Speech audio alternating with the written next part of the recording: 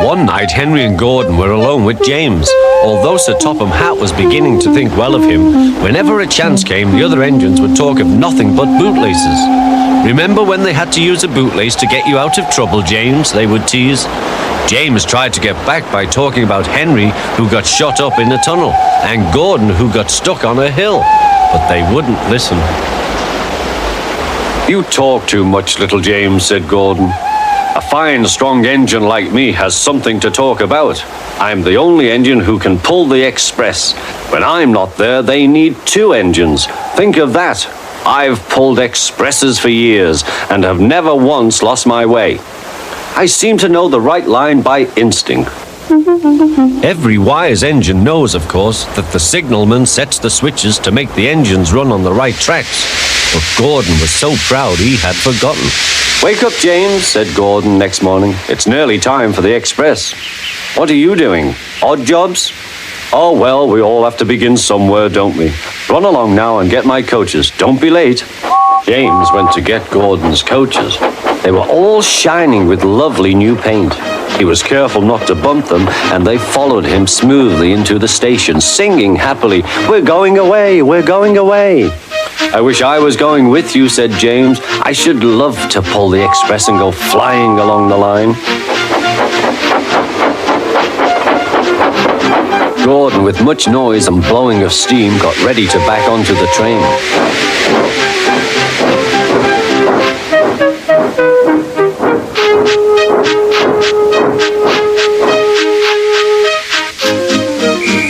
Sir Topham Hatt was on the train with other important people, and as soon as they heard the conductor's whistle, Gordon started.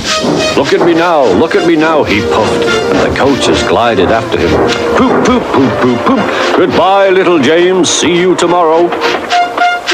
James watched the train disappear and then went back to work. He pushed some freight cars into their proper sidings and went to fetch the coaches for another train. James had just brought the coaches to the platform when he heard a mournful noise. There was Gordon trying to sneak into the station without being noticed. "Hello, Gordon. Is it tomorrow?" asked James. Gordon didn't answer. He just let off steam feebly. "Did you lose your way, Gordon?" said James. "No, it was lost for me. I was switched off the main line onto the loop. I had to go all round and back again." "Perhaps it was instinct," said James. Meanwhile, all the passengers hurried to the ticket window. "We want our money back," they shouted. But Sir Topham Hatt climbed onto a cart and blew the conductor's whistle so loudly that they all stopped to look at him. Then he promised them a new train at once. "Gordon can't do it," he said. "Will you pull it for us, James?" "Yes, sir, I'll try."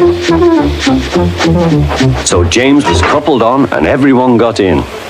"Do your best, James," said Sir Topham Hatt. Come along, puffed James. You're pulling as well, sang the coaches.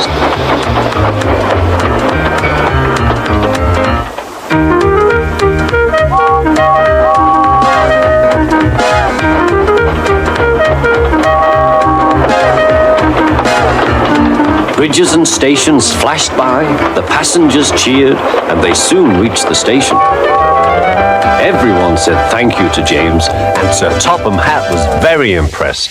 "Well done," he said. "Would you like to pull the express sometimes?" "Yes, please," answered James. Next day, when James came by, Gordon was pushing freight cars. "I like some quiet work for a change," he said. "I'm teaching these cars manners. You did well with those coaches, I hear." "Good, we'll show them." And he gave his cars a bump. James and Gordon are now good friends. James sometimes takes the express to give Gordon a rest. Gordon never talks about bootlaces, and they are both quite agreed on the subject of freight cars.